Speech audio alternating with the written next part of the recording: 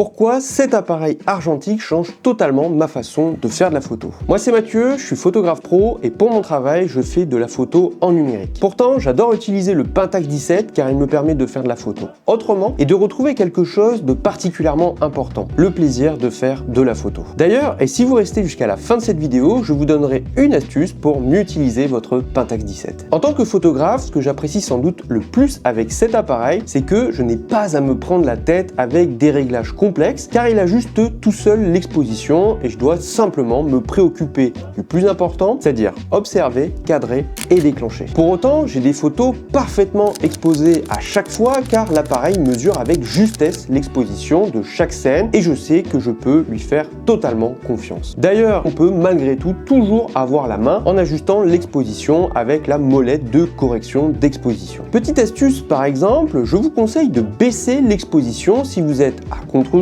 et que vous souhaitez préserver l'exposition des parties les plus claires de votre photo. Sur ce cliché par exemple, j'ai baissé l'exposition de -0,7, c'est-à-dire de 2 crans de molette pour garder des détails dans les parties claires et ne pas cramer les nuages dans le ciel. Ce que j'aime beaucoup également avec le Pentax 17, c'est qu'avec lui, je prends le temps et je privilégie la qualité à la quantité. Ici, je réfléchis quand même à 2 fois avant d'appuyer sur le déclencheur et ça, forcément, ça me pousse davantage à penser mes photos en amont. Clairement, j'aime ne sortir qu'avec cet appareil pour totalement déconnecter. Avec un appareil numérique, on a par exemple systématiquement tendance à regarder le résultat après avoir fait une photo, alors que là, je reste concentré sur le monde qui m'entoure et ça m'évite de rater par exemple un moment important. De plus, j'aime les différences entre chaque pellicule et c'est toujours un moment génial que de découvrir ces clichés une fois que les photos sont développées. En prime, le demi-format du Pentax 17 me permet de doubler le nombre de poses avec une pellicule, ce qui est génial quand on veut l'utiliser plus longtemps tout en faisant des économies. Enfin, sa compacité et sa légèreté sont pour moi de réels atouts